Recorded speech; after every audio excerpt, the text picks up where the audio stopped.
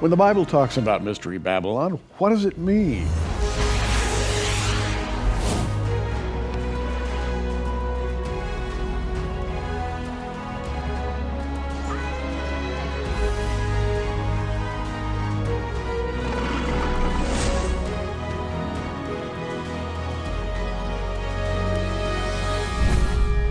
And here to discuss this question is author and lecturer Bill Salus. And Bill, you've done considerable study on Mystery Babylon.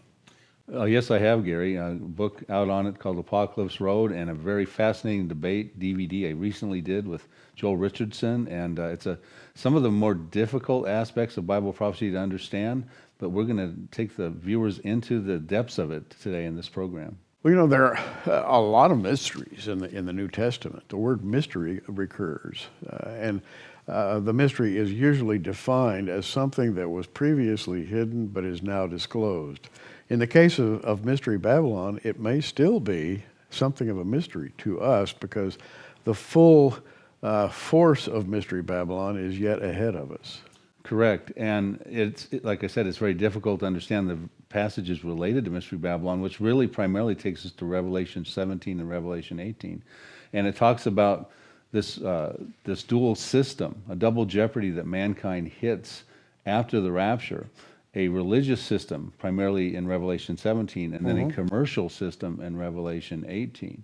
And it's centered around a city. We find this great city shows up in both of these chapters. And because it is difficult prophecies to understand, you've got 5 primary theories on where that city is centered. You know, of course, one of them is rebuilt Babylon, Iraq. One of them is New York City of America. One of them is Jerusalem. Probably the more popular view, the one that I hold to, is Rome. And then the newest, latest one that we've come up with is Joel Richardson's put forward, one of being Mecca in Saudi Arabia. So I think the fact that there's 5 different candidate cities tells you that it is the difficult area of Bible prophecy to understand. Well, let's talk about Rome and then kind of get into the details of Mystery Babylon a little later. City of Rome, tell us a little bit about that as the Bible sees it. Right. Well, Rome was the center of the Roman Empire, the 4th Gentile empire spoken of in Daniel, you know, in his chapters 2 and 7 and that Absolutely. sort of thing. It was the empire in charge at the time when Jesus Christ came in the 69th week of the 70 weeks of Daniel. It was in charge there. And of course it ruled over the world.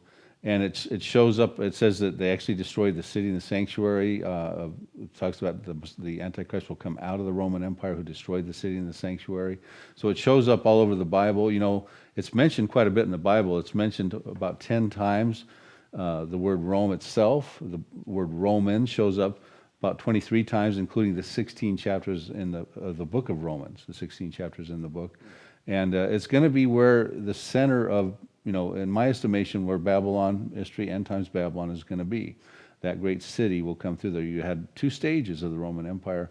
You had the pagan Rome, which was guilty of many, many different things. They put to death God's son. They martyred Christians for over 3 centuries. Some estimates say there were over 210,000 martyrs and persecutions at that time. Killed 1.1 million estimated Jews at that time. Destroyed the temple we just talked about in the city of Jerusalem. It destroyed Jerusalem again in 135 AD, and then it killed hundreds of thousands of Jews between 132 and 135 AD, but that was the first segment of Rome. Then you have Papal Rome, which comes along now where you get into when the Roman Empire was collapsing, and you had the Roman Empire found it convenient to embrace Christianity to try to solidify its hold still on the people. And so you have what we now call Papal Rome, and ultimately that went into when Constantinople, you know, what happened at that time, basically into where we are, into the Vatican, on through, and they've got crimes and sins we're concerned about there too, which shows up in the judgments that's going to happen in the book of Revelation. The Papal Rome expelled Jews from Spain in 1492, expelled all Jews from Portugal in 1497 AD, killed thousands of Jews in the Crusades, killed hundreds of thousands of Protestants during the Reformation period of that time, responsible for as many as 100,000 victims of sexual abuse, if indeed it carries on into the Vatican, in America, not let alone in the world. So there's concerns we want to look at as to why would God judge And that's what happens. They do judge this city. Yes. And what is the candidate city that God will hold accountable for all this? And I would say that it's going to be Rome. You know, when you look at a tourist guide, if you, for example, want to go visit the city of Rome, the tourist guides always refer to Rome as the eternal city. That's kind of its nickname. Mm-hmm. You know, when I think about that, I think of Jerusalem as the eternal city. It's God's city. It goes all the way back to Abraham, you know, and comes all the way up through biblical history and into the future. For me, Jerusalem is the eternal city. So, in essence, there's kind of a metaphorical battle going on, Rome and Jerusalem. Right. Which one is the eternal city? Right, exactly. Well, from the biblical perspective, absolutely, it is Jerusalem. But, yeah, that's why, and there's many people who believe that Rome, going back to the church fathers, you had Lactantius, Tertullian, Irenaeus, you had Jerome, you had Protestant reformers of Martin Luther, John Knox, John Calvin, John Tyndale. And then today, our contemporaries, Gary, you've got people like J. Vernon McGee, Dwight J. Pentecost, Clarence Larkin, Tim LaHaye, Hal Lindsey, Dr. David Reagan, Chuck Missler. I mean, I can go through a whole list of people who believe that it is Rome mentioned as the harlot world religion in Revelation 17, and many of them carry that over also into the commercial aspects of the Antichrist in Revelation 18. So that's the argument I put forward in this debate. Yeah. A very interesting debate we had with Joel. And you're bringing up your debate recently with Joel Richardson. And here's the fascinating thing in the world today. If you look at the world and you look at aggressive people, you're really looking at people like ISIS, militant Islam.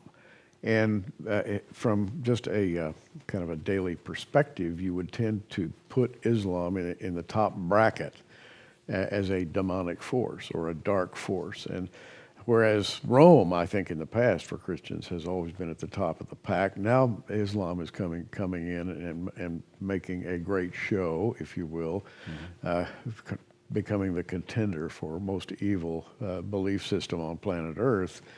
And it's easy to see why somebody would look at Islam and say, well, this is what the latter-day scriptures are pointing to. Well, that's a really good point. You know, the debate was entitled Mystery Babylon, Mecca or Rome. Yeah. And if we were looking at a prophecy that was going to find fulfillment now, you would look at the trends in current world events and you would lean towards an Islamic scenario because, right. Although Rome during the Protestant Reformation and that sort of thing was very powerful, committed all those types of crimes that we talked about, of course they've got all the paganization they've done with the Marian apparitions and the Eucharistic miracles. It's talk about supernatural deception. I mean, it's infiltrated into that area. But if you were to look at the events of today, you might lean toward that theory. But what we're talking about is an event yet future. So we have to look at the world. What will the world look like at the time that, after the rapture, when Satan is no longer restrained from his supernatural deception? You have sealed judgments happening and the world is torn apart as the piece is taken from the earth with the second horseman, and wars happen, and famines happen with the black horseman of the third seal. And now all of a sudden a harlot world religion has to come in and try to cohesively mop up after that mess. What's that system going to look like? So Joel Richardson holds that Mecca fits best when it's speaking of the biblical Rome as a metaphor. And you're saying, no, it's the city of Rome. You took the other position. Right. And so in the debate, it's a very interesting debate. It's a historic debate because it was happening November of this year, 2017, in Gettysburg, Pennsylvania. The great Battle of Gettysburg during the Civil War, right? Yeah. So we kind of had fun with that one, as discussing back and forth. But not only is it a historic debate, because the fact is we're debating Mecca, the theory of Mecca as the harlot world religion. No one has ever done that throughout church history. People have had many debates in Christianity, timing of the rapture, etc. Joel's debated Thomas Ice on the Islamic Antichrist theory, but this is a one-of-a-kind debate, never done before. But also the debaters have a history. Joel and myself both came out onto the prophecy scene around 2008. I had my book Israelistine, came out dealing with Psalm 83. That was a central theme, the concluding Arab-Israeli war. And at the same time, unbeknown to me and unbeknown to him and Walid Shuwat came out with their teachings that there'd be an Islamic Antichrist and an Islamic harlot the same year, and that was in their book called God's War on Terror. And so these are diametrically opposing views, because if I'm correct, Allah will lose his Akbar. I kind of joke around about that because of Psalm 83 war and Ezekiel 38 war. These are Muslim-dominated wars that happened, in my estimation, before the tribulation. Therefore, Islam will not be the same Islam as you're talking about right now that's dominating the news. Whereas he dismisses Psalm 83, actually written a whole chapter on his Mideast Beast book dismissing Psalm 83, and putting Gog of Magog, Ezekiel 38, into the Armageddon campaign. He believes Gog is the Antichrist. So he's got Islam up here going into the tribulation, and I've got Islam going down here.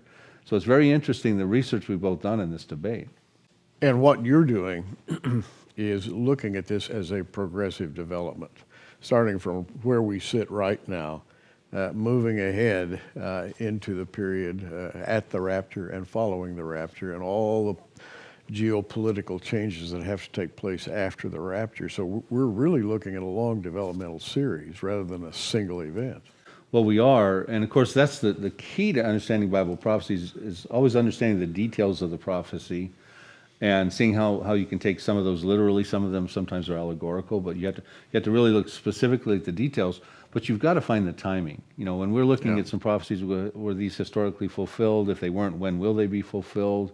And what kind of sequences do they come in? Could they happen now? Are they going to happen in the very end, like last prophecies?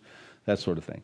And we're talking last prophecies here. We're talking stuff right now that'll be going into the 7-year tribulation period. There'll be the first thing that happens after the rapture is man is not looking for a charismatic world leader to come on the scene. You've got this harlot world religion that's going to come in first. And it says that the harlot sits on the Antichrist, the beast, in Revelation chapter 17:3, and that he carries her in Revelation chapter 17:7 to her heights of dominance. She becomes expedient for him as he's trying to rise to power. But ultimately, we find out there's a judgment that comes on this harlot in Revelation chapter 17, verses 16 and 17, by 10 kings who aren't even on the scene right now. So again, we're talking progressive revelation here.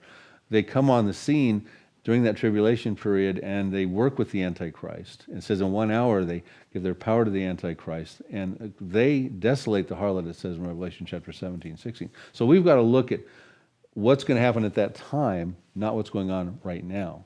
You mentioned in your debate and in your notes that Mecca is not mentioned in the Bible, whereas other places, Jerusalem, Babylon, Rome, the Roman people, are mentioned many, many, many times. Yeah, I find that important. You know, I mean, since Jerusalem's mentioned over 1,000 times by 70 different names, you know, actually Babylon itself, and even a code word for Babylon in 1 Peter 5:13 is mentioned 253 times. Of course, a lot of that was dealing with the literal Babylon back during the time of Nebuchadnezzar and that sort of thing.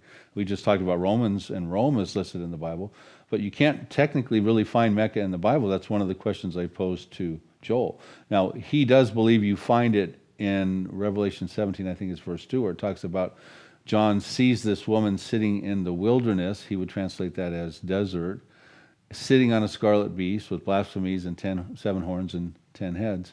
And what you've got there is a picture of it doesn't really, in my estimation, I pointed this out, is that really a true identity? And is that really mentioning the location of the harlot? None of the commentaries I read put that as Mecca. And plus it's dealing with too many things, an Antichrist and the blasphemies, and it talks more about the Antichrist actually than it does about her.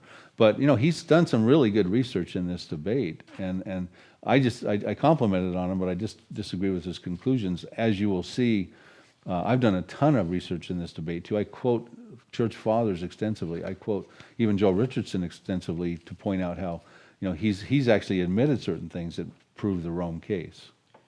Well, as a matter of fact, we have here a DVD, Mystery Babylon, Mecca or Rome? A truly historic debate. A little bit later, I'm going to tell you how you can obtain a copy of this debate. I have watched the debate and found it very stimulating, as a matter of fact. It's always good to be made to think about something that's just a little bit off track. You know, wait a minute, what if such and such is true? And that's the way Bible scholars, I think, should think. I mean, you can get locked into dogma, and that's never good. But to be able to openly debate a new question, I think is a good thing. You know what, and that's a good point you made, because one of the things that I like to mention about this DVD is it's a really important debate on a very important topic. But we get into a lot of educational things too. Like, for instance, I get into talking about the chronology of the book of Revelation. You know, many people read it in chronological order. So we hit Revelation 13 dealing with the Antichrist system. Then we move into Revelation 17 dealing with the harlot system. Then we move into Revelation 18 dealing with the Antichrist system, the commercial aspects of Babylon. And so what I'm pointing out to people, and I get quotes from Hal Lindsey and Tim LaHaye, is that really the chronological order should be Revelation 17, the harlot world religion. She gets desolated by the 10 kings in Revelation 17:16. Then we shift our attention back to Revelation 13, where you've got the Antichrist that says no one will buy or sell unless they have a mark upon their forehead or their right hand. They will be killed if they don't do this and worship the beast. And then his system. But then that system gets destroyed in Revelation 18 in 1 hour. It says that, and all the commercial aspects of Babylon are destroyed in Revelation 18. No one is no longer buying or selling at that point. So it's educational as well. And I think the viewers will walk away with some information that they perhaps have not even thought about.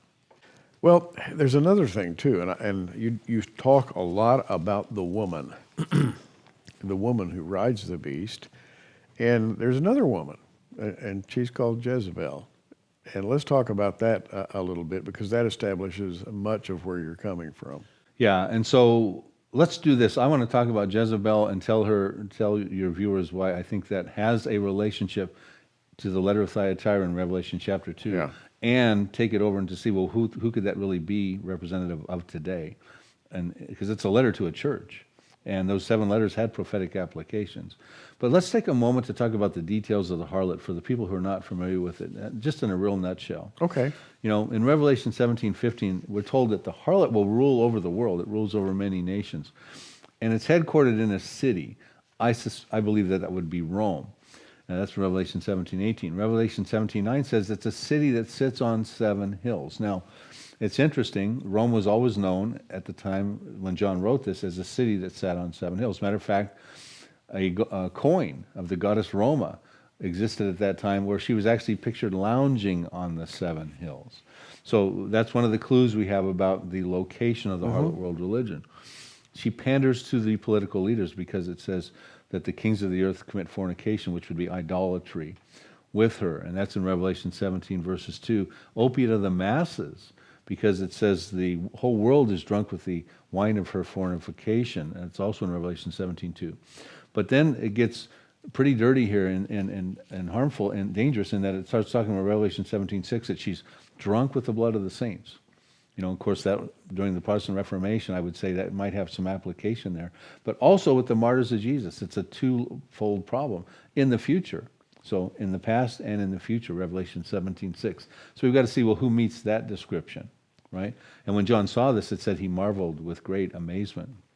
And then gets into, she'll be hated by the 10 kings, Revelation 17:16, destroyed by the 10 kings, and then will be replaced by the Antichrist. And those 10 kings, by the way, seem to be world rulers, attempting, after some kind of a cataclysm, some kind of a catastrophe, attempting to get their heads together and reorganize planet Earth. And I don't think it really works out for them all that well.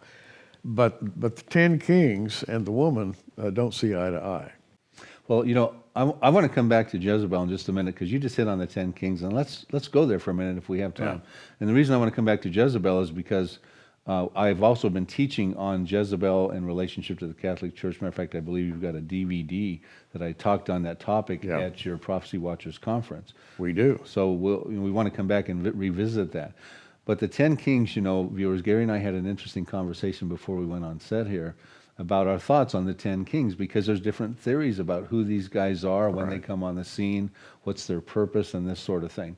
And Gary, you've got a very interesting thing to say about that. Now, my personal take on this is that the world comes together in the harlot world religion, but then all of a sudden things are so bad out there after Ezekiel 38 and that sort of thing, which actually spawns the need for a world religion. But, you know, the world needs governance.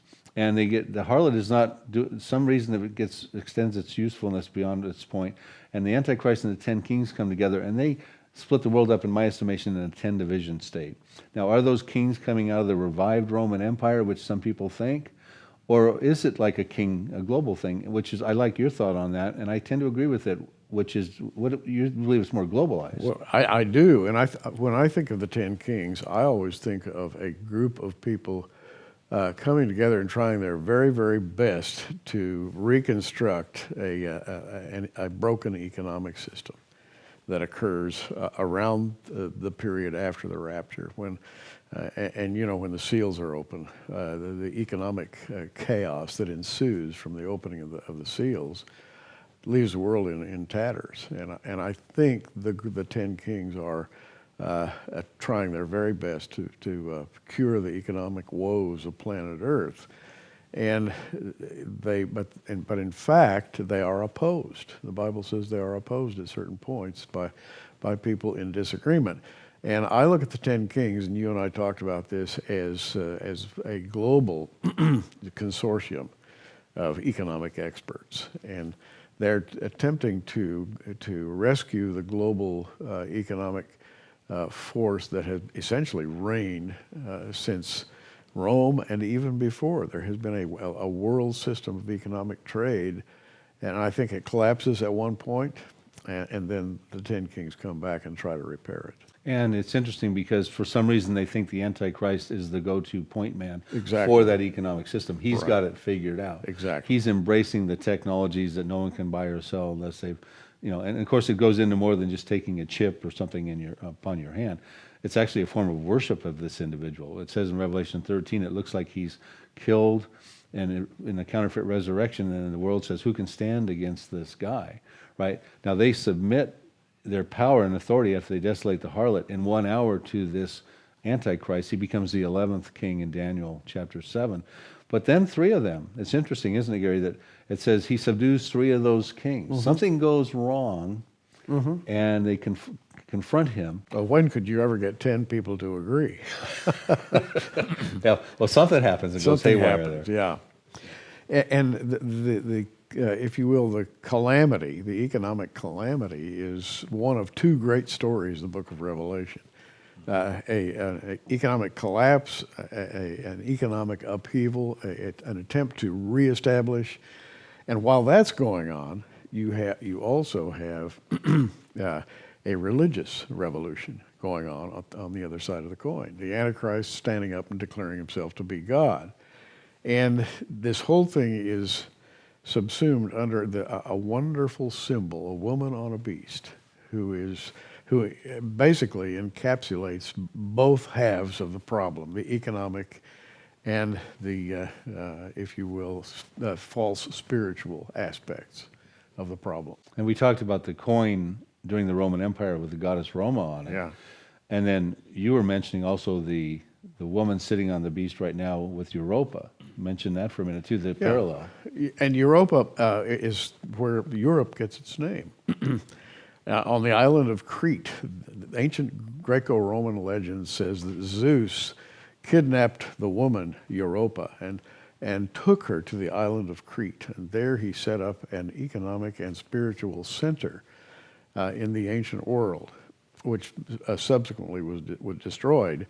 But out of that, it's fascinating that Europe got its name from the name of this woman, Europa. And more than that, if you noticed, the European currency, at least the effective European currency as we know it now, had pictures of a woman riding the beast on the currency. That was incredible when I first saw that. I thought, oh my goodness, this is right at, it looks like Revelation 17 right in front of us. And so this economic problem that seems to dominate the book of Revelation is already beginning in some ways. Yeah, and so, I mean, there's so many different reasons to, put our thinking back on Rome as that center Right. of the paganism on through pagan and papal Rome. Absolutely, and it's fascinating. Mecca, if you look at Mecca as the capital of Islam, and I'm not sure I've ever heard it called that. It's a religious capital, certainly, but Islam as a financial movement, as a monetary movement, I don't know that it has an actual center of power.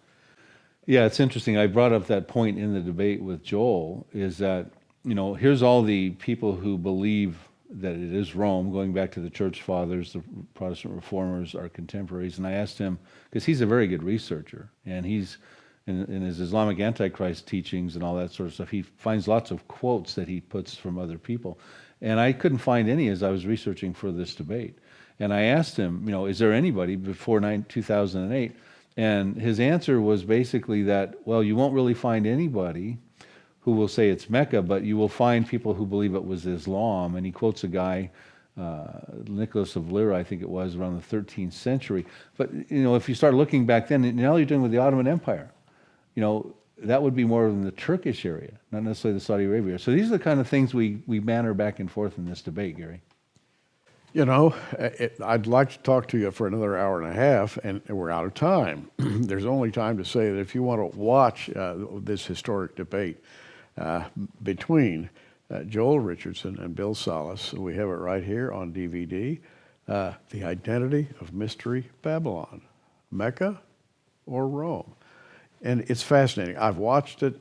It'll kind of pull you along and make you think. That's the most important aspect of it. It'll make you think. And for your gift of $25, just click on our online bookstore, scroll down you'll find Bill Salus's name there, and you'll find the offer, The Identity of Mystery Babylon DVD, yours for a gift of $25. Now, as we often do here at Prophecy Watchers, we put things together in packages, and we have what we're calling the Mystery Babylon Debate Package. You'll also find that in the online bookstore under Bill Salus's name. You'll see it there, the Mystery Babylon Debate Package, The Identity of Mystery Babylon DVD, Apocalypse Road, the book. And if you haven't read that book, I think you'll discover that it'll cause you to think. And in fact, everything that Bill puts together makes you think, because he's a great researcher. He goes in depth and detail. And also, we have the Apocalypse Road DVD, the book, the DVD, and Bill Salus' recent presentation, The Catholic Church in the Tribulation Period. By the way, Bill, this is very interesting. We touched on a little bit of it, but not very much, right? Right. That DVD is going to cover some important topics: the prophetic application of the 7 letters to the 7 churches, the Jezebel and Mary connections in the Catholic Church, the Blessed Mother's obsessions, the apparitions promised to return, and several other topics. So, either go to our online bookstore, or you can call the 800 number on our screen right now, and for your gift of $50, free shipping in the U.S., by the way, you'll get the Mystery Babylon Debate Package.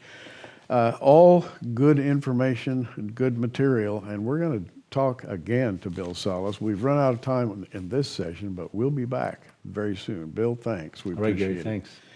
I'm Gary Stearman. Hey, you keep watching. We are. Thanks for joining us on Prophecy Watchers. You can find us on the web at prophecywatchers.com, where you can sign up for our free email newsletter. In the meantime, keep watching, everybody, and we'll see you soon.